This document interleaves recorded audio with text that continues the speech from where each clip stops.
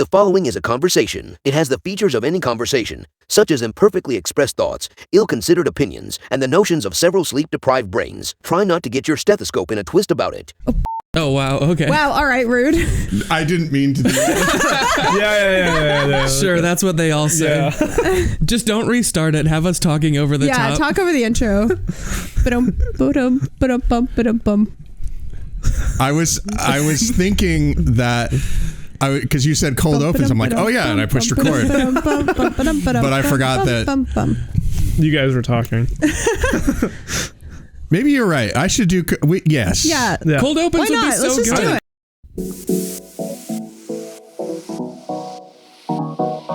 it. Meandering in the margins of medicine, it's the Shortcoat Podcast. Weird news, Fresh views helpful clues, and interviews. by students for students. Subscribe to our weekly show at theshortcoat.com. Welcome back to the Shortcoat Podcast, the show that gives you an inside look at medical school from the students drinking from that fire hose, a production of the University of Iowa Carver College of Medicine. I'm Dave Etler. With me today in the SCP studio, the sweetest little cranberry. It's M2, Matt Engelken. Howdy. She's a big, juicy half-live turkey leg. It's MD PhD student Miranda Skeen. Accurate. He's everyone's favorite potato. Which one did I choose? M2, Happy Kumar. I consider myself more of like a fry, like a curly fry. Oh, okay. You know? All right. And he's the wine that makes you not care that you have to listen to Aunt Cecile slide anecdotes into every conversation about your smarter, more successful cousin Richard, who's already VP at some hedge fund. It's Chirayu Shukla. Dave, that was the longest intro I've ever heard you say, like since I've been on here. I know, but I feel honored. I feel like a lot of thought went into that specific. Yeah, there was whole like Dave unpacked some trauma in that intro. there were multiple revisions. Can we just acknowledge how Matt was the sweet little cranberry? Yeah. Matt, you're my sweet little cranberry. I've always thought that of you. Oh, that's so sweet. I love being sweet and little. Those are two things that describe myself. No comment. Oh, God. I would also like to mention for the listeners that three of us literally just left an exam and walked in here, so the vibes are interesting. Oh, yeah. And one of us had nothing to do today. Yeah, and also like it's the Friday right before break, so the vibes are we literally do not care. Yeah, our brains are not at a functional level anymore. Perfect. Time to podcast. As Happy was walking out of the exam, he looked at me and was like shocked that I was taking a test. I'm like, bro, you. He said that you made eye contact on the way out and that you would be late. Well, I wasn't. Good job. Yeah, as Happy alluded to, the show will come out on Thanksgiving Day, and you guys officially have the whole week off. Yeah. I don't, but good for you guys. I was going to say, I'm not sure about Miranda, but yeah, I mean, I have experiments planned for all the way up till the Thanksgiving Day. Yeah. But as an MD PhD light student, ones. you work on a totally different schedule. Yep. And that's fine. Before the show, Chirayu and I discussed his Thanksgiving, his holiday habits. And they are zero. They are none. Yeah. He claims to have never celebrated an American, or he's claimed never to celebrate a Western holiday. A Western, I don't know what the right term is. Like, and even Diwali. Diwali's I'm iffy on. My parents will celebrate it, and I will happily take the gifts they give me. But whether or not I feel like I'm part of it, I'm probably not. Okay. So. All right. I want to call BS because we did talk about your Halloween costume that you use every year. Is Halloween a holiday? Yes. Yes. Yeah. Okay, well then I guess That was a bad take. Yeah. That was a genuine question. It wasn't a take. Then I guess in the most minimal effort type of way, I do participate in Halloween. Halloween's one of the higher effort holidays, like, I feel like. If you wear a costume, you're participating at a high level. Well, I guess I celebrate the spirit of Halloween, but how much effort I put into it, I don't know. Okay. No. You technically celebrate Exactly. Halloween. Yeah, you don't spiritually celebrate Halloween. I feel like some holidays though kind of like transcend beyond like kind of like the original like kind of like religious like purposes or whatever. Yeah. Like my parents are Hindu, but they like celebrate Christmas because all Americans do. Yeah. Like you can like watch The Grinch and like give gifts to your family and celebrate like having a good time and not be religious. I mean, you could do that any time of year. It's not like that's true. It's only acceptable during Christmas. But like Christmas, for all intents and purposes, is an American holiday anymore, and not just a Christian holiday. Yeah. Like the Christians do it just where it's like we go to church on Christmas. Like everything else about Christmas is like it's just American culture at this point. It got assimilated outward. I'm actually going to do something over break. I know, I'm a little scared. I reached out to a couple people at home, and I'm going to shadow at home for a couple days, so I think that'll be fun. Okay. Cute. And then I'm coming back. I know. Sorry, that came out a bit. Sorry. How dare you? What are you doing, Miranda, once your experiments are done? We're going to go to Chicago the next weekend for funs. Yeah. So are we. Oh, really? You should go to the Doctor Who convention on Thanksgiving. Wait, not on Thanksgiving. We're going the I think Friday it's the day after Thanksgiving. Okay. I'm not really sure about that. I'm being dragged there. I will sit in the lobby of the hotel in Lombard, Illinois, and giggle. You should have told me. Doctor Who fan? I'm a huge Doctor Who fan. I love this. It's one of the best. It's one of the good ones. It's one of the good in Lombard, Illinois. Wait, what do you mean one of the good ones? One of the good what? Like Doctor Who cons. Oh, okay. Have you been to a lot if you're not a fan? I'm confused. I take my wife's word. Oh, okay. For this. Yes, I go at when my family goes, and as I said, I sit in the lobby and have a laugh. Yeah. Well, Doctor Who fans Doctor Who convention goers are a pretty special bunch. Yep. Yeah, well, good. That sounds like a productive, magical week. Matt? Dave? We love to complain here at the Short Coat, but since it's our Thanksgiving episode, did you have something in mind as the producer of the show? I think that we should spend a little bit of time talking about things that we're grateful for. Aww, that's so cute. Just like shadowing on Thanksgiving. So the first thing I wanted to talk about, I guess, is, especially since I know that there's a lot of pre-meds that listen to this show, I think we can start by being thankful for the people that got us to where we are today. So like professors, mentors, obviously parents. Anybody come to mind? Shout out to Dr. Phillips from the University of Missouri. Oh. Tell us about Dr. Phillips.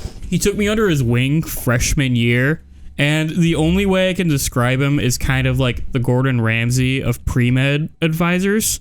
So he was like a biology teacher, but he... I don't know how I feel about this, but okay. Okay, so he was a biology teacher, and he taught cell bio and like high-level histology. And like, so biology was to like the sophomores and juniors, and histology was to the seniors. And his histology class was like notoriously difficult. It combined histology, physiology, and like cell biology all in one. Each exam was 3 hours long. It was a 1 hour long, like 50 slides. What's on these slides? And then it was a 2 hour long, 8-page long essay exam. And you had that like every month. And so like I learned a lot in it and everything. And the funny thing is that Mizzou Med, on the first day of histology, they will show you like a picture of his face and be like, hey, if you had histology at Mizzou undergrad, you're going to be fine.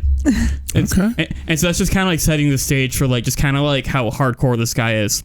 But anyway, I call him the Gordon Ramsay of pre-med advisors simply because like his heart's in the right place. You know, all the advice that he's given me was like incredible. And he supported me. It helped me become where I am today.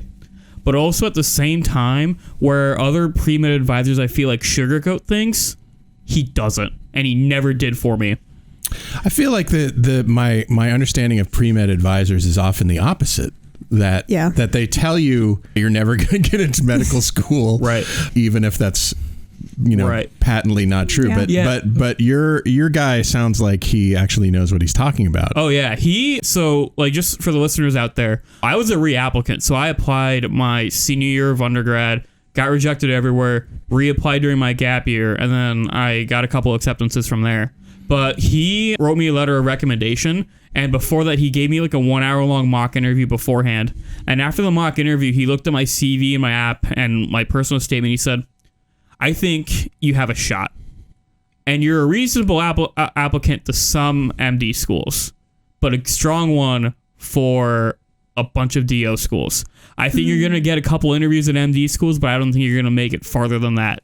And that was exactly what happened, which is kind of a far cry. And I mean, he gave me a bunch of stuff to improve, and he was like, "This is what you're lacking," and that was what I worked on like during my gap year and for the rest of my senior year, and it worked. Like, I'm over here today, and I'm a much stronger applicant in person. But like, especially from me, where like my pre-med advisors were like, they weren't like that great. They'd either be like, "Oh, you're a surefire way of getting in," or "Oh, I don't know."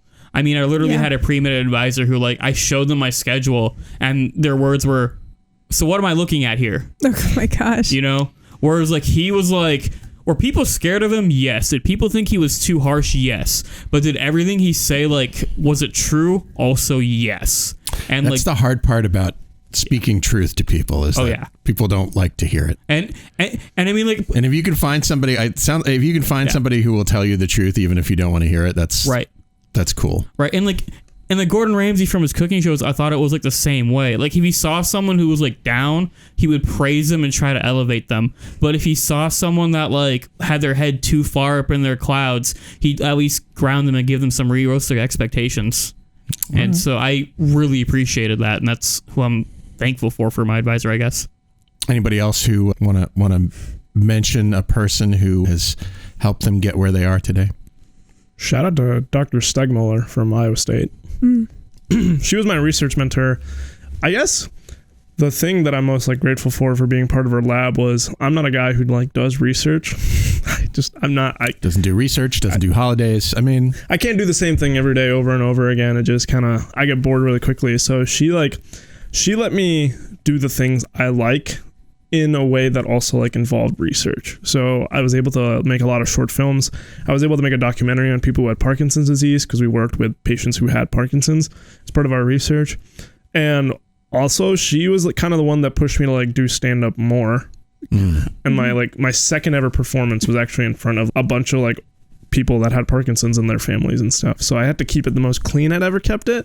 But it was also just, okay, like if I can make a room like that laugh, then it was also like it gave me more confidence overall. That's a good boss quality, is somebody who looks at what you're good at and what you want to do and tries to find ways for you to engage that part of you. Right. And the thing I'm most grateful for is she let me do things I like on this, like, but they didn't ever feel like they all had a purpose. So it's kind of, it kind of lets me apply that over in med school too. Like, I do the things I like, but it's for a purpose. I don't just do them just to like not be, doing right. Do it. Not, like, I don't just do things not to like study in med school. I do things because I truly do believe that this is going to help me be a better person, and it's going to help me.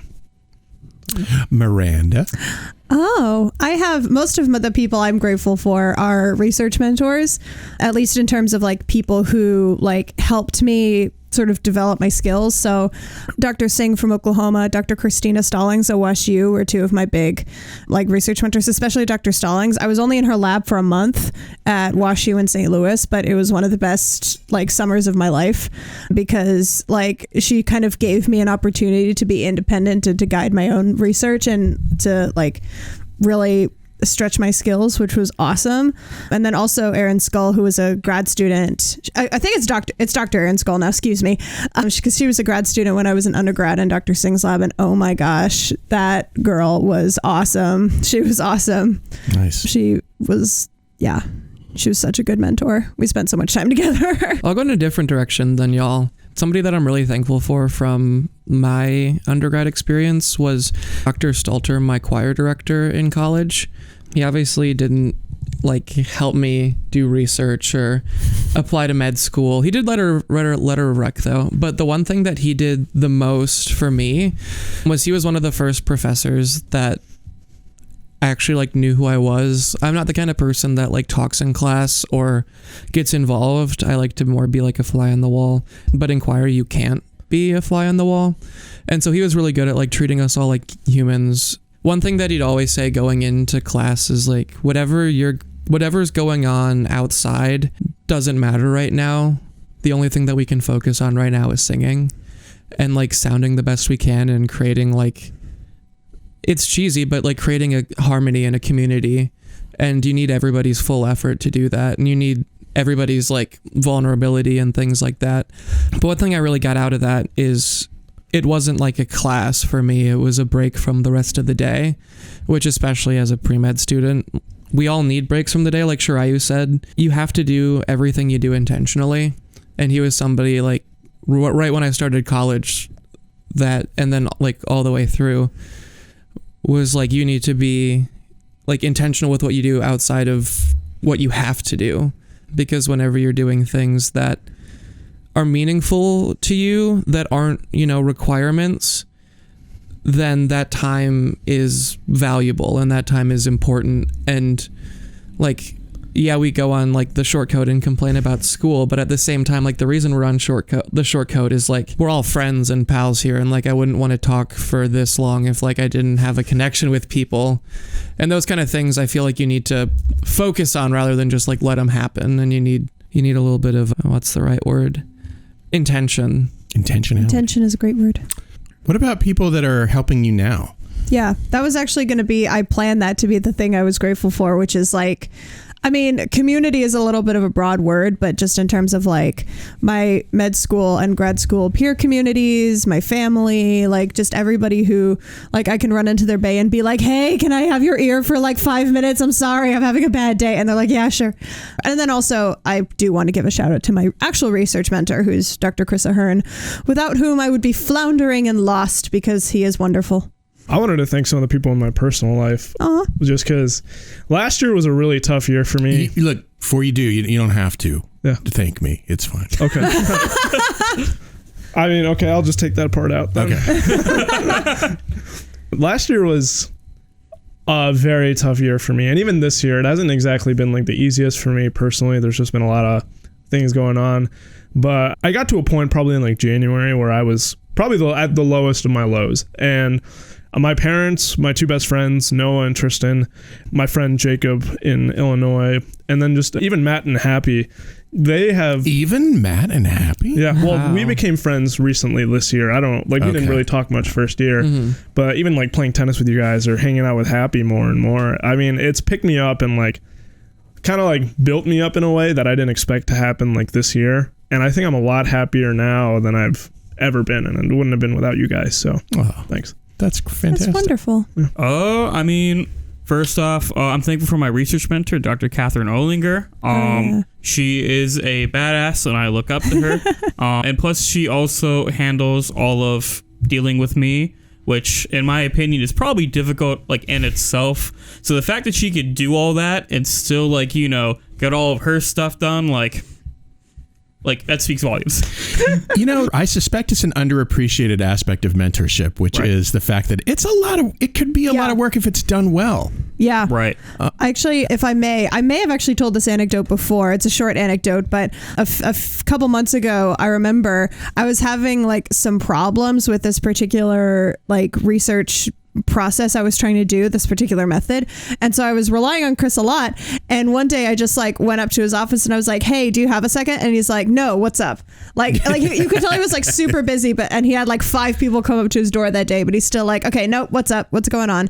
And like, I don't, obviously, there are times when he needs to shut the office door because like, no, I'm in a meeting, I need to get crap done. But like the rest of the time, I can't tell you how good it is to have a mentor that is that open and willing to like inconvenience themselves when you need help. It's the greatest gift. Oh yeah. Like I'm good with putting in the work, but I also like don't have a lot of like research experience, like doing like, for instance, like writing abstract or designing posters and everything. And I mean like, she's like edited, I think like 7 drafts of an abstract that I sent to her before, or like we're on like version like 5 or 6 of my poster for the summer research stuff before I presented it. And I feel like it must be really, really difficult, or it for sure is difficult to basically like, teach someone how to make an entire scientific poster or an entire scientific article and then be patient with them the entire time. Yeah.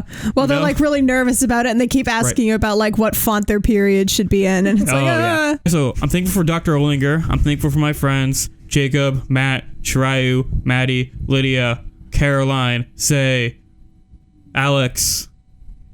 Also my friends back home, Logan, Trevor, Mikey. They have all kept me sane.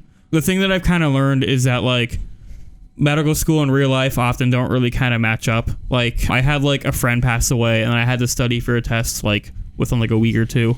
And it's kind of like, these are the people that are going to keep me elevated, and I should cherish that. And that's what I do. Okay. I'll just make a blanket statement and say my friends. Hopefully they know who they are. I don't want to list them all out. Although that was very impressive, Happy. That was. Another thing that I'm really thankful for is I've noticed that there's a lot of people that are just willing to help. Mm-hmm. Whether that be like here at the College of Medicine with like OSAC or different people just like checking in on you. But one thing in particular that I was really thankful for over the summer is I was just like going about my rotation. I was doing anesthesia, and by that point I was kind of bored with anesthesia. But one of the other doctors that I was like going to be shadowing the anesthesia person for, they came up to me and they're like, "Hey, do you want to scrub in?" And I was like, "Well, I've never scrubbed in before, but if you're gonna let me, then sure." And that was like without even she didn't. I don't even think she knew that I was like there or supposed to be there.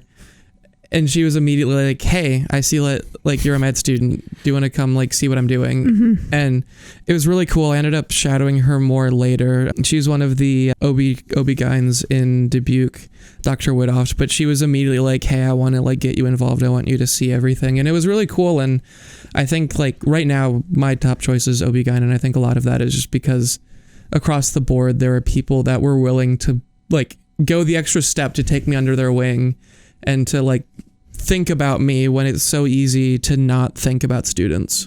Yeah. Can I add something? Because I want to give a shout out to a group of people that I don't think get shouted out enough. And that is patients who are willing to let medical students either like A, ask them a bunch of questions about their weird, rare diagnosis, or B, like do basic level procedures on them under supervision. Because it's like, you know, I remember doing like my first joint injection, and like, I'm sure I looked terrifying because my hands were shaking the whole time and all I did was push the plunger, but it's still like one of those experiences that is so awesome as a medical student.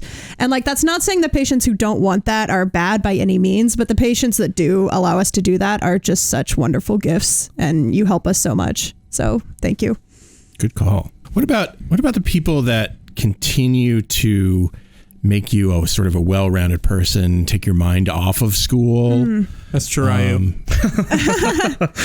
Oh, I'm grateful for horses. Horses? Yeah. Are you a horse person? Oh yeah. Maybe I've forgotten that you are. Yeah. That you're into that. No, in February I started volunteering at a therapeutic riding center. So on Saturday mornings I just go up and I like feed the horses and groom them and then like let them back out into the pasture, and just like spending 2 hours in a barn in the cold with horses is genuinely very therapeutic. Or when we have classes, also doing that even when it's nice out. Yeah. Like it's just very good and therapeutic. Nice. I go to a lot of sporting events. I go to all the football games, all the wrestling meets, as many other things as I can. But right now it's like kind of the end of football season. And I go in the front row. I have, I think, my entire time since I started undergrad.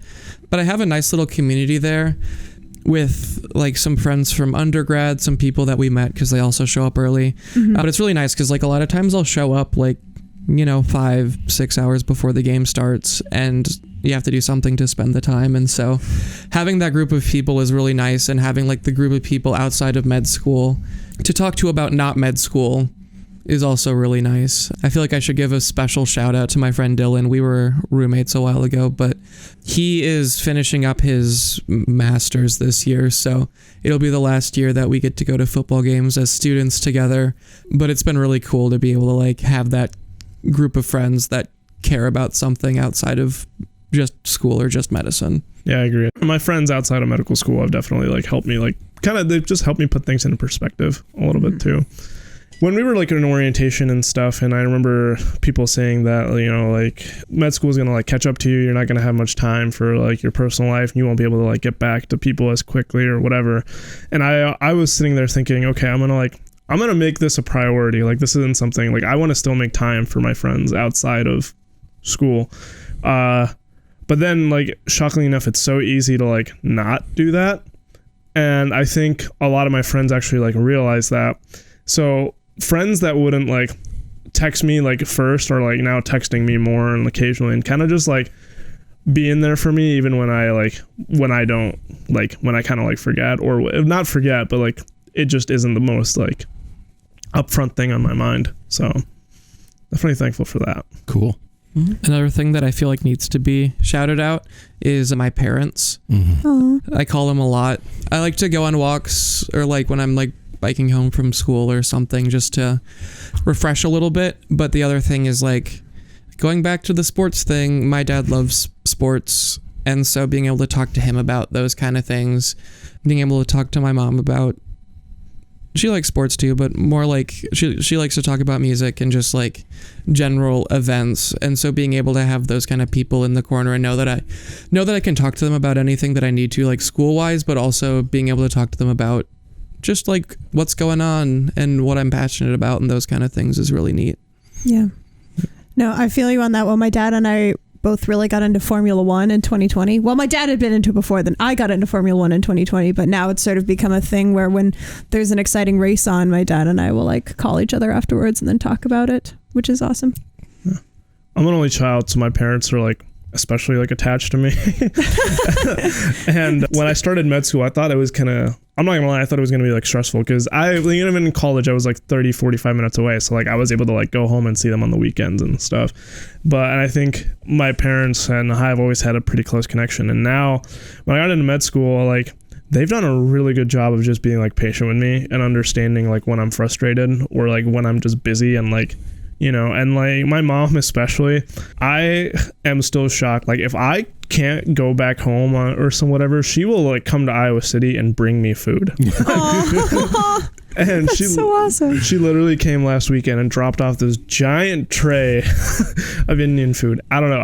I'm really thankful for them because they do so much, like support me in any way they can, especially for like, they like, you know, they were from India. They moved here. Like no one in my family has ever like been in a medical school or anything. So they're so understanding and like patient with me, even though they've never experienced something like this before. So I'm really thankful for that. And my parents also came from India, and we're from a military family. So I'm actually like the first person in my family to like go into any form of medicine at all.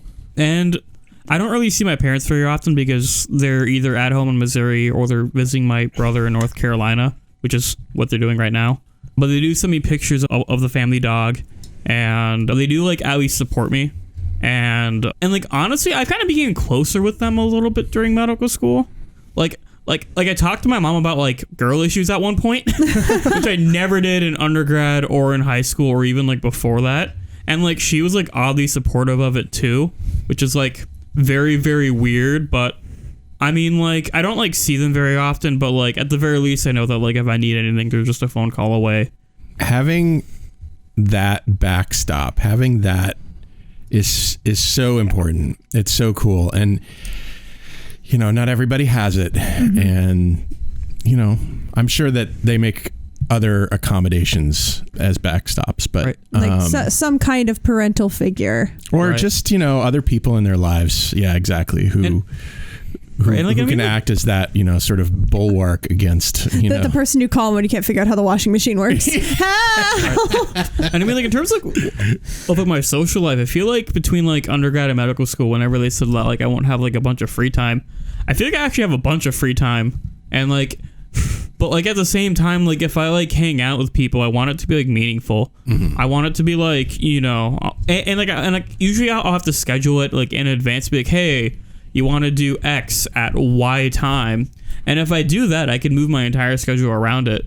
And so I feel like I haven't like, my social life hasn't really adjusted from like undergrad to like medical school, but also I had COVID in there. Oh. And so like my social life is better than how it was during COVID, which is exactly. Wow. The silence tells all. Big improvement. Sweet. Well, good. Thank you for sharing all of that with me. That was very nice. What are you thankful for, Dave? What are you thankful for, Dave? I'm thankful for... you know what? You don't have to say me. Yeah, you don't have to say us. It's all right. That's all right. I am thankful for my family. You mentioned COVID, and one of the most amazing things to me about that time when we were all like at home and is that I kind of enjoyed hanging out with my family. I definitely enjoyed hanging out with my family. And I heard like from a lot of people, like you on Reddit or whatever, people are like, oh God, I'm stuck with my family. It's the worst thing in the world. And I remember looking around at my family and saying to them, I can't really imagine being stuck with better people. So yeah, I have an amazing family. Yeah, my sister didn't want to go back to like our home, and so she just stayed at my condo here in Iowa City for like the entire summer. It was weird not having as much personal space as I'm used to, but it was like so much fun to just have her always around and like have like both of us doing our own thing, but then being able to do stuff together. Yeah. Our cats were a big part of that. Yeah. Too. You know, we as I've said on the show before, we got our first cat just as COVID started becoming a real big concern here in the US. And thank God, because we had so much to talk about as a family, just this little crazy wild animal that lived with us. Yeah, my cat single-handedly dragged me through quarantine. I mean, grateful for that. And I'm grateful to have work that I love. I really do love working here. I love working with you guys, and I love working with my my amazing coworkers. And I feel like I'm doing something useful. Short Coats, we love to hear from you, no matter what it's about. So call us at 347-SHORT-CT with questions, shower thoughts, complaints about your situation, whatever you like. We'll talk about it on the show. Thanksgiving is, as we've said, a time for eating. And each of the Thanksgiving dishes that we might think of as traditional. Eating what, you might ask? Have meaning. Food connects us with feelings and identity beyond their flavors and textures. They are comforting, celebratory. They help us mark time. They connect us with our histories and subcultures. And what better subculture to connect with this Thanksgiving than the subculture of medicine? I'm going to list a series of Thanksgiving dishes that you're probably familiar with, and we'll debate which of the medical specialties are best represented by those dishes. On the off chance that you have never celebrated an American Thanksgiving, I'm not talking. I wonder who you're talking about. I'm not talking about anybody in particular. But on the off chance that you've never celebrated an American Thanksgiving, you can imagine. You can use I was going to say, should we describe the dishes in detail for any listeners who don't celebrate contemporary American Thanksgiving? Why not? Or Chirayu. Or Chirayu. Why not? Yeah, we'll debate which of the medical specialties are best represented by those dishes. Are we ready? Okay. All right. Let's start with corn. I think maybe we don't need to describe this. I don't know. Is corn a universal? I mean, I have an argument for what corn should be. Okay. I think corn should be pediatrics because corn, if you eat it, raises your glycemic index, which means it's really, really sweet. Who's one of the sweetest specialties? Yeah, pediatrics. And I would argue it's also like simple, which means that like, you know, even picky eaters still enjoy it because it's like just nice and sweet and unassuming. And it's like, I haven't met a kid yet that doesn't like corn, you know? It's got the juice. So. It's got, I can't imagine a more beautiful thing. So what do you think cranberry sauce should be? Matt? Cranberry sauce? Oh, wait a minute. We haven't finished. No. The question I'm asking is because he said corn should be pediatrics because corn is sweet. Well, cranberry sauce isn't good. So that is true. Okay. So then what? We're going to get tweets, aren't we? Cranberry sauce is, well, yeah, we can go into cranberry sauce more. But yeah. I think of it as a condiment more than I think of it as a... Well, like a subspecialty. Let me make an argument for why it's still corn, and that's because corn is also very nutritious. It's very filling. It's got a lot of like substance to it, which is also pediatrics. They are a backbone of the medical industry. Okay. So, anybody else want to argue corn is something else? No, I think that's perfect. I like it. I was going to say maybe corn is GI, but look, that's a cheap shot. The decision's been made. Okay, move on. All right, we're efficient here. I just wanted to play devil's advocate. You're wrong. Like an internal medicine doctor on rounds, we move on. Stuffing. I feel like this is a bit of a tough one. That could be GI. I feel like we need to specify what stuffing is, because that is stuffing can be a wide category. Sometimes known as dressing in other places. We actually, my friends and I had a discussion about this on Wednesday, and we've decided that it is stuffing because the stuffing goes, you stuff it inside the bird. That's why dressing is salad. Yeah. Like anybody who calls it dressing, sorry.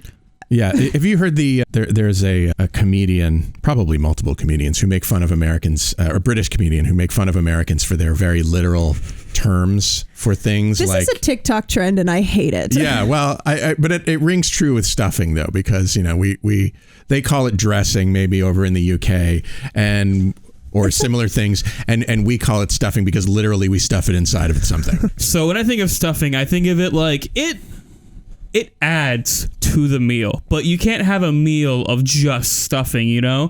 So like I wouldn't think. No, I buy this. I buy this. But. And so if I had to bet, I've done it. It wouldn't be primary care. I think it would be a specialty of some sort. Okay. Okay. And it's in. So couldn't stuffing also just be GI because you stuff it inside of like a turkey or whatever? Okay. I think it could be GI, but hear me out. I was thinking of the turkey, and I think the turkey would be something like surgery because it's like involves a lot of like precision and long hours, and it's like got a lot of variety within it. Like you go white meat, dark meat, all that stuff. Okay, you're going deeper than I thought you were going to go. I like this. So therefore, I think the stuffing is anesthesia. Because it is a supplement to surgery. Oh. But also, like, if you don't have anesthesia, then the patient's going to be in a lot of pain. But I'll be in a lot of pain without my stuffing. I don't really like stuffing, and I don't like. Do you like anesthesia? I mean, I feel like anesthesia is important. I don't want to do it. I mean, that's how they did surgery back in like 1,000 years ago when they didn't have any anesthesia. Yes, the barbers. Like surgeons also do clinic hours, so that's like if you have turkey without the stuffing, that's just surgery clinic. Okay. Like this OR is turkey with stuffing. Surgery clinic is just the turkey. I kind of disagree. Where I feel like if you want something that adds to everything, I feel like gravy would be a better thing for anesthesia to be, because you can put it on mashed potatoes, you can put it on turkey, you can put it on everything. And it's like anesthesia is obviously needed for surgery, but it's also needed for procedures. It's needed for like a bunch of small things on the side. Yeah. It's so much more versatile than just dealing with the turkey. Counterpoint. You guys are going big brain. I like this. Counterpoint. I feel like if we're gonna, so I feel as with the turkey, has to be either internal medicine or now surgery. Yeah, I'll agree. And simultaneously, the gravy can also be like internal medicine, because you could, have turkey on mashed potatoes. No, I'm sorry. You could have gravy on mashed potatoes. You could have gravy on turkey and everything, right? Mm-hmm. And simultaneously, internal medicine is going to interact with every single specialty. That's true. That's fair. Also, when you think of Thanksgiving, you think of like turkeys. So when you think of like a doctor, I feel like you would think of more along the lines of like IM rather than specific specialties. So you want to go something broader, Yeah, I guess primary. So turkey is iconic, as is. Yeah. Internal medicine. Like they're sort of like the stereotypical. Like your primary care provider. That would be turkey.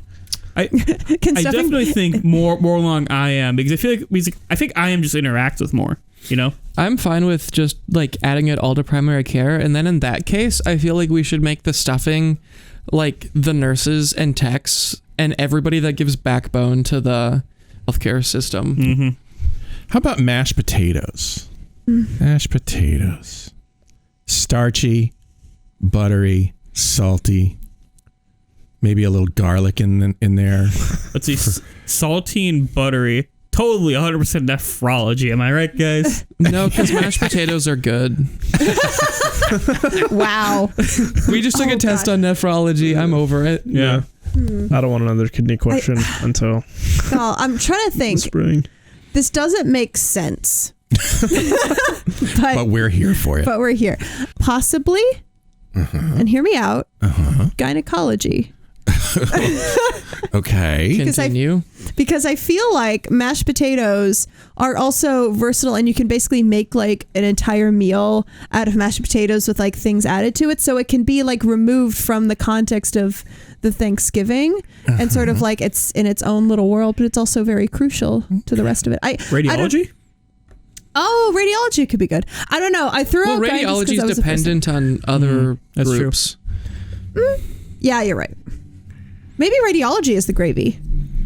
Because if turkey's the IM, then radiology. I think radiology is the gravy. Actually, what about pathology? They can be together. They're married. I have some radiologists and pathologists that might take issue with that.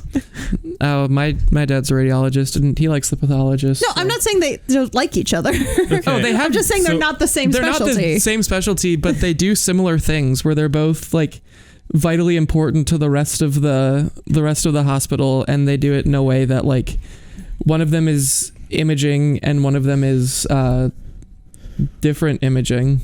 On a side note, what specialty do you think has the cheesiest jokes? Because they could be mac and cheese. Urology. Yeah, urology. That's awesome.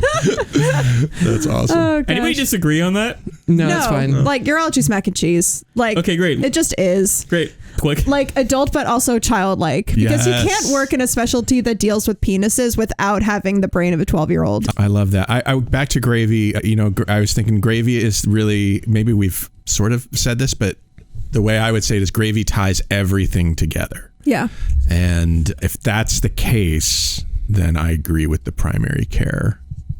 See, I think I think the radiology, because primary care, bleeds into other things, but is its own thing. Whereas, I think the radiology pathology thing, where it's added to a lot of other specialties and makes them better and more able to function. Mm-hmm. I still think primary care is a turkey. Okay. Or primary care and internal medicine can share the turkey. Going back to the mashed potatoes. We never really fixed the mashed potatoes. I kind of like the idea that mashed potatoes is like OB-GYN, because it obviously goes well with internal medicine and stuff. It can do its own thing because gynecologists do primary care. It can go into different meals as well. Like everyone loves a steak and mashed potatoes in the same way that obstetricians kind of do their own thing, and they don't necessarily need to be part of the Thanksgiving dinner. So I think that considering how versatile mashed potatoes are as an individual dish, where it's gravy is really versatile in that it assists everything it has. Yeah. Mashed potatoes are really versatile in the way that they are just amazing in so many different situations. Yeah. And it's you're not going to eat just gravy by itself, which is why gravy to me doesn't fit with primary care specialties that stick with themselves. Okay.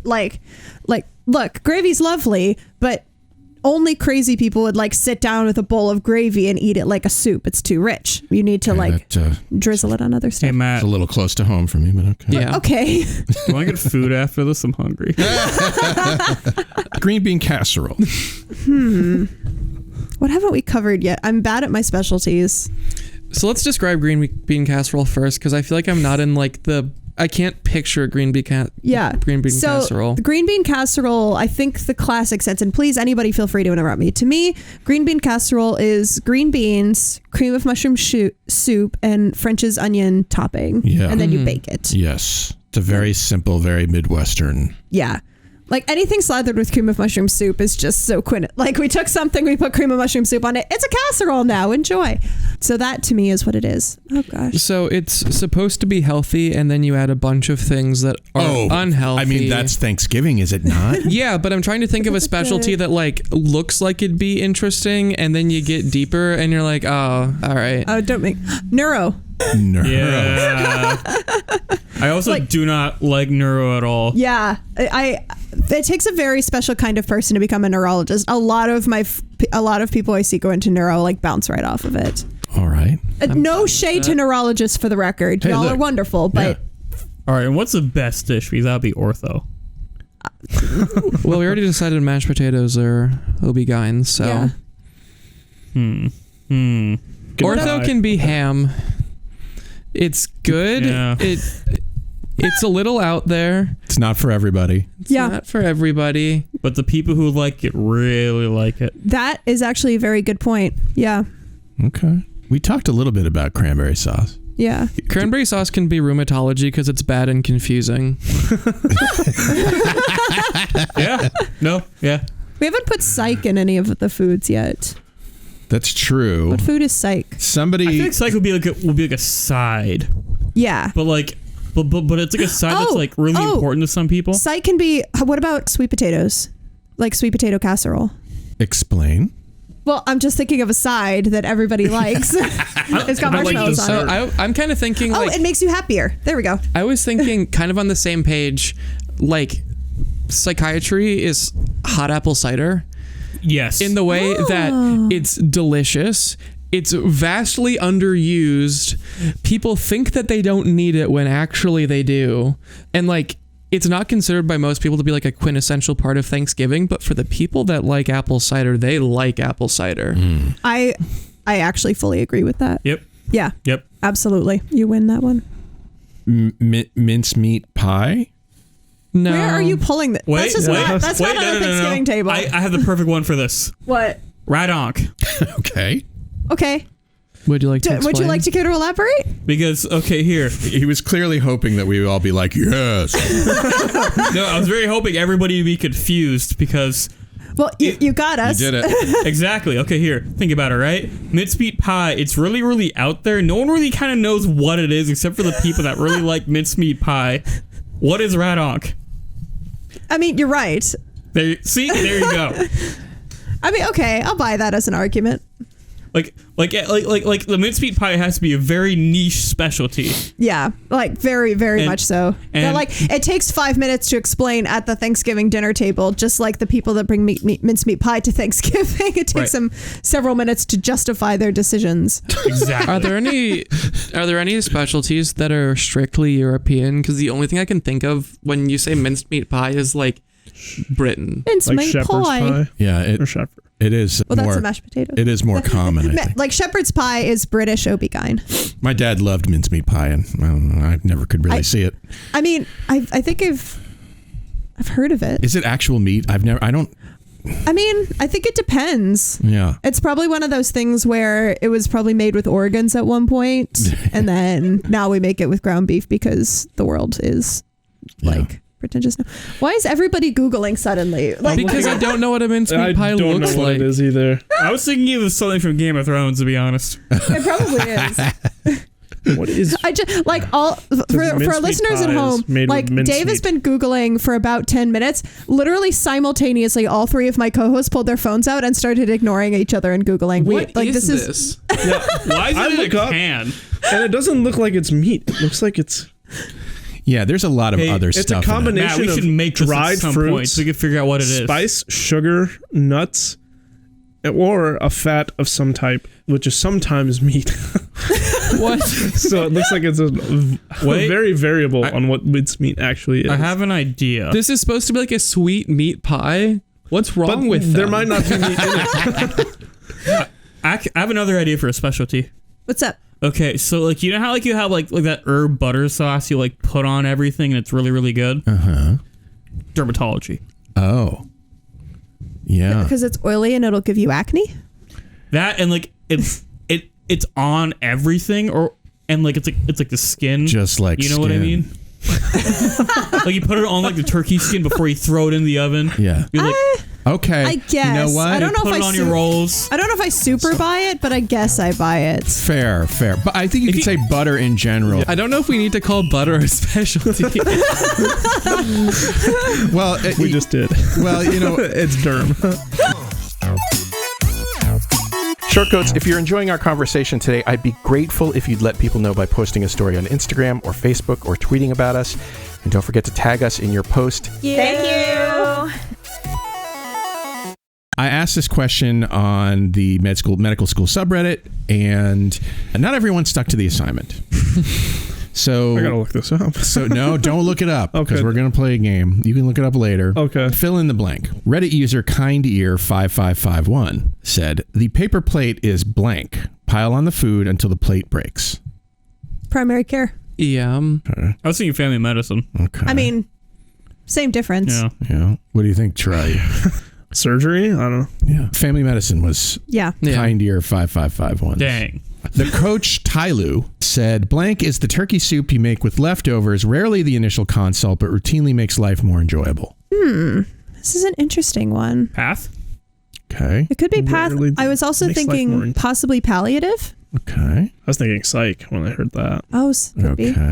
Okay. So many good. I feel like cards gets consulted a lot. Who? Cards. Okay. But does cards make life more enjoyable? Wait, no. internal medicine, because if you're a surgeon, you could just like send them off to surgery. Oh no, like admit them to medicine and then not have to deal with the patient anymore. Okay. I feel like it's weird to say that internal medicine is a consult specialty. Yeah, you consult specialties of internal medicine, not really like that's true. The internist. No, all answers are wrong, as Judge John Hodgman would say. Physical, med, and rehabilitation. Reddit user Chocolate French Toast says... Good username. Yeah, it's making me want some French toast. Blank is the aunt that brings a rare, expensive wine with their SkyMall solar-powered bottle opener, but manages to burn the mashed potatoes. Neurosurge? No, I'm kidding. It does feel like neurosurge. Doesn't it? Like the SkyMall bottle opener really feels like. And then like the stereotype is that they're not really home very often, so they don't really have like the best family life. Yeah. So they burn the mashed potatoes. You guys ever heard the joke is like, how do you hide $20 from like a neurosurgeon? How? Tape it to the back of his kid. Oh no! Oh wow! I feel like this could be ortho. I'm gonna jump in there because they're good at what they know, and then anything medicine related, they're just like, nah, that's not my job. You know what? Yeah. To be fair, the bones are pretty great. The answer Chocolate French Toast provided was, it's chocolate French roast. Oh. Less good of a by the way. Sorry, chocolate French roast. Interventional radiology. I think it's the SkyMall thing specifically. I guess big machines or something. I don't know if I buy the toys. That. You know the. But interventional radiologists are good at things. I was gonna say like IR people are nuts at what they do. They're so good. Like I don't know. Yeah. Maybe that's this a bad take from somebody that's not in medical school. Reddit user BNDoc says blank is the 13-year-old cousin that refuses to eat at the table and is playing with his Nintendo Switch in the corner. Oh, that's anesthesia. Anesthesia, rads, pass. Anesthesia or ER. And I say this as someone who really likes ER. All right. The answer for BNDoc was radiology. Again, man, people really hate radiology. What is with all of these like Reddit people hating on radiologists? Like radiologists are wonderful. Yeah. Well, like Matt's dad. Yeah. He's wonderful. He has never once played on his Switch rather than talking to his cousin. There you go. Underwhelming non-trad says blank is the sandwich you make with the leftovers for the next week when you're too tired to cook anything else. Stuffed full, a little chaotic, a little different every day, probably shoved in a lunch bag where you forget about it because you don't have time to eat. This one I think sounds like emergency. Yeah. It is emergency medicine. Yeah, I was the overstuffed and like chaotic was like, oh, they mean emergency. Yeah. And lastly, another ep says blank is cranberry sauce from Interception, aka current jelly. Wait, from Interception? OB. Yes. Because Matt, you said earlier the intro was your little cranberry. And what's Matt into? OB. Oh. That is... I'm sure that guy knew that. Yeah. Yeah. Oh, yeah, that's fair. I guess I was thinking GI. What is What's Interception? Yeah. How did they spell it? I thought you would know. I've no. The Interception. INTUSSCEPTION. Is that not okay? People who are still in like medical classes, is that not the thing where the intestine does? I'm gonna have to make this hand gesture. It is exactly apologies. that thing. It telescopes into itself. The jar of cranberry sauce goes like... But that's also not what Interception is. I don't know what it is. You just Googled it. Yeah, but I looked at a picture and that's all I did. So the small intestine goes into the large. Yeah, intestine. like for our viewers. Oh, that's what it means by telescope. It's okay. I get it. Like an antenna, like one of those old antennas. Okay. There's no way to do this with your hands without doing. Is it urology because of catheters? They go into... No, I think it's GI. Or is the specialty going into something else? Interception, as I recall from the part of the job that I did do, is indeed a telescoping of one section of intestine into another, and one of the signs is like gross red stools that are often called current jelly. No, because proctology. But actually there's two then, because there's current jelly for this, but then there's also current jelly sputum, which you get from infection with somebody save me. What's that infection? Is it Klebsiella that gives you current jelly sputum? We didn't talk about this. Yeah. And if we did, I forgot it. Please hurry up and take step one. Miranda, again, we are currently, I'm on an exam-to-exam basis. Once I know stuff for one exam, it's gone. Like half of what I learned for this exam. Oh my gosh. It's gone. Yeah, like again, like exam-to-exam basis, it's about to be Thanksgiving break. Most of what's going to be going through my head is like the people on Love is Blind, all right? Okay, fair enough. One more thing we have to do before we... Wait, no, what was the answer? Oh, pediatrics. What? I guess I guess it happens to kids a lot. Okay. It's common in I mean, you gotta be kidding me. What was the post? It said this is the interception of something. What? Yeah, it just said cranberry sauce because interception, blank is right? cranberry sauce from interception.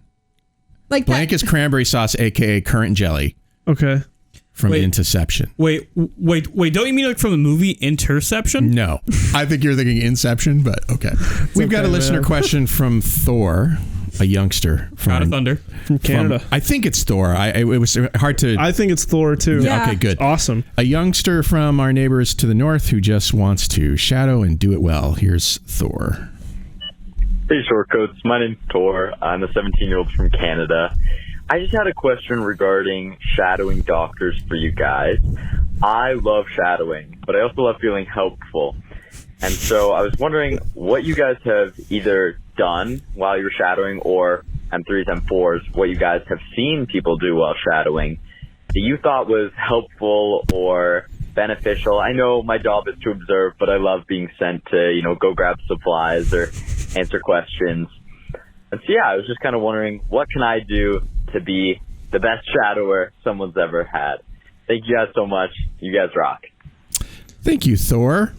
The answer is nothing. Yeah, the answer is stay out of the way. Yeah. So like, hi Thor. Thanks for the question. I think it's kind of like a little bit of an interesting question, and these, coming into the field of medicine, we all kind of like want to help people, and so like I kind of like admire the fact that you kind of figure that out. You want to help people as much as you can, but like in my like honest opinion is that I don't think you should be focusing on helping people while shadowing. So shadowing is a unique opportunity, and this is coming from someone who's like worked like a bunch of jobs in the hospital, right? Like it's basically the only time where you're going to be following a doctor and you could see what they do in their day-to-day life, as well as the things that they like and the things that they don't like, and kind of like just how their job goes. And I think that like if you want to be the best shadower you can, is that you should actually kind of get a sense of like what the doctor does, as well as their likes and dislikes, and try to like see if that's part of the job that you can tolerate and that you'd also kind of enjoy. Yeah. I get that you want to help people, but like in my opinion, I feel like you'd be better off just kind of like harnessing that and then applying to volunteer in the hospital. Yeah. Because not only there are other venues for that element of your desire, which is a noble one, but that like shadowing is not the time for it. Shadowing is your time to like learn and be educated. Right. Yeah, the purpose of shadowing isn't like to be helpful. It's it's to learn if you want to do that job. Yeah, exactly. Right. So I think maybe asking questions would like help you be a good shadower, but like if you want to be a good shadower, that doesn't mean you're gonna like be helpful. Yeah, I guess there's two things that I'd say. One, the most important one, I think, is that everybody loves talking about themselves. Yes. That's why we're here on the podcast talking about ourselves. So ask them questions about what they do, what they like, what they don't like, because it'll give you more information about if you actually want to be a doctor. And it'll also make them think that you care. Not to say like you don't care, but like... It tells them that you care. It tells them that you care, and... People, like, if you just talk about yourself for an hour, like, I'm sure we've all talked about ourselves for way too long, and we leave being like, wow, that was a great conversation. It's been an hour and 16 minutes, so. Yeah. And so the other thing I'd say is that if you really want to, like, impress them with your smarts or whatever, is, like, look up what they do before you go in. So that way, when they ask you pimp questions, because doctors don't know how to not ask pimp questions... Did you get asked a lot of pimp questions? I have done a lot of like clinical connection stuff. I don't think I've been pimped like twice, and they weren't even really pimping. And also I feel like people pimp medical students, they don't pimp people who are shadowing them. So I'm going to disagree. And I'm also going to disagree because I feel like if you walk in and respectfully disagree. I'll respectfully disagree because if I feel like if you walk in and shadow and then try and be like, oh, I know this, I think that's probably going to turn the doctor off a little more because that's going to present. Oh yeah, as definitely you don't like, act like you're arrogant. That's Yeah, that's bad. Like the best thing to do is to just come in and be curious and be open. And it's fine if you be like an active learner. Yeah, be an active learner. Hey, like I don't think be that's passive. what you want to strive for. I think you can ask questions and be as curious as you can be. Definitely don't not interact with them. You want to seem interested. Like people that take interested. shadows want to teach you. Like they are aware that you're curious, you want to know things, so they like it when you participate. That's what's going to make you a good shadow. There's a temptation to look at shadowing as like a hoop that you have to jump through to get to medical school. That's right. And I think what we're saying is that it's really just the opposite. It serves a useful purpose if you go about it with the right attitude and the right intentions, then you can get something valuable out of it. I think shadowing is useful for an individual. It's not something you should do for an application. Yes. It's more for you than it is for anything else. So yeah, if you want, like we were saying earlier, if you want to get some medical experience and also engage that part of you that wants to be helpful, looking for low-income clinics, they always need help, and you can usually be a little bit more involved. Maybe not necessarily with patient care, but with patient interaction. Yeah. Right. I mean, you could also get an EMT or a CNA and be like a PCT in a hospital, and then you would have that same part of helping people, but you would have more involvement. Yeah, I was gonna say the thing I really like about like instead of shadowing, but actually volunteering at a hospital is that they will train you, so you'll actually be able to do more, and you'll be able to actually help patients or other people. And along with it, you're gonna be able to be in other parts of the hospital that you're not gonna see while you're shadowing, right? Whenever I volunteered in a hospital, I was in central services for a while. I was in transport orderly for a while. I even worked in linens for a while and spent 6 months chopping up strawberries in a restaurant. Yeah. Was I able to help people and still be a part of the healthcare team? Yeah. And and again, kind of an appreciation for that. But the one thing that I didn't really get to do while filling up carts in the ER and everything was interact with the physicians that much and really see what they were doing, which that's where shadowing would go in and fill the gap. Yeah. You know what I mean? Because volunteering, and especially in hospital, because you're right, it gives you a really good sense of what everybody on the healthcare team does. As medical students, we don't learn a lot about what nurses do, what transport staff does, what, it's not catering. What is it? Restaurant, linen, nutrition. Nutrition. That's what I'm thinking of. We don't really get a sense for what all those people do. Volunteering will put you in contact with those people, but you're right. If you're thinking about applying to medical school, you need to learn if this is going to be the right career for you before you're 3 years in and you realize, pants, I don't like this. Pants. In the application process, you'll get asked, why do you want to be a doctor 1,000 times? Yeah. And volunteering will help you understand what kind of patient care you want. Doing everything else you do will understand your type of person, how you like to teach, how you like to learn, those kind of things. But shadowing is one of the only experiences, and it's a really unique experience to doctors and medical students where you can get a chance to see what they do in their daily life and just follow them around in a way that's okay, could I see myself doing this? Not for a summer or whatever, but could I do this for 30 years? Then obviously it's hard to do that after a day, but the purpose of shadowing is to be able to ask yourself, why would I want to do this for my entire life? So I would say, with that in mind, as the primary function of shadowing, think of yourself as a reporter of some kind. Come up with a list of questions that you want to ask the person you're shadowing about their specialty, about their lives, about their training, about their patients, about even about if you're shadowing somebody who works as part of a private practice, even about the business of medicine. Yeah. There are so many aspects to physicianhood, to this career, that don't often get talked about. Try to ask questions that'll get at those things, and I think you'll learn a lot about your future and the kinds of things you're going to be asked to do. Pay attention also, I would say, to the things that they don't like about their jobs, and decide whether those are deal breakers for you. Pay attention to the things that they do like about their jobs, and find out, and try to sort of predetermine, I don't know, determine's not the right word, pre-think about whether those are things that you would really like and that maybe you might someday not be able to live without doing. And that will help you figure out specialties and things like that. I think another really important thing to think about or to ask them is ask the doctor that you're following around or care provider what they do for fun. Because there's the answer is I do nothing for fun. Yeah, that's what, there was one person that I shadowed that had never heard of Hitchhiker's Guide to the Galaxy. It's fine if you've never read it before. But it's a book. It's a book.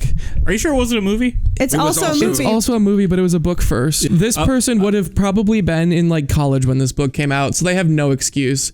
But yeah, ask them what they do in their free time. Because some of them will have really good things about how they love to spend time with their partner and children or whatever and have hobbies and stuff, and then others will be like, what's a hobby? Yeah, I like asking them what their lifestyle's like outside of the job. I know a different person that I had said that they tried to pick up golf, but they didn't like it because they weren't good at it.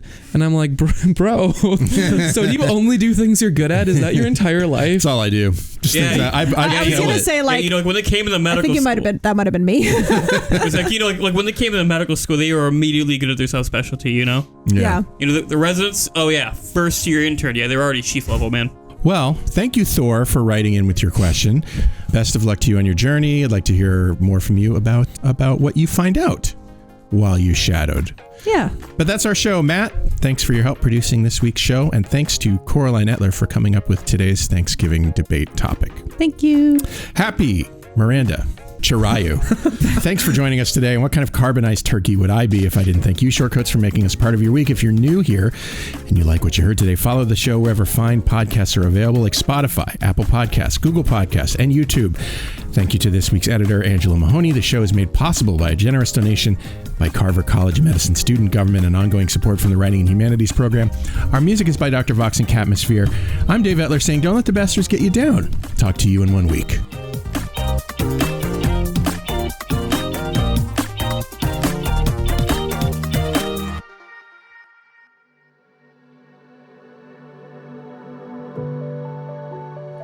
Hi, Shortcoats. Look, life in medical education, life in America, life in the world is often difficult. And I often wish I could help. All I have is this podcast, but in my wildest dreams, you have the support you need to lead a life of your choosing. You deserve to be happy, healthy, and successful in whatever ways you define those words. So if you need support because you've experienced racism, discrimination, harassment, mental health crises, I want you to be able to get the help that you need. And so I'm going to put some links in the show notes to some resources that you can use. But the bottom line is that for what it's worth, I see you. I know you're out there. I wish I could do more. Maybe I can in ways that I don't understand yet or know about. But I see you, and I'm glad you're here, and other people are too.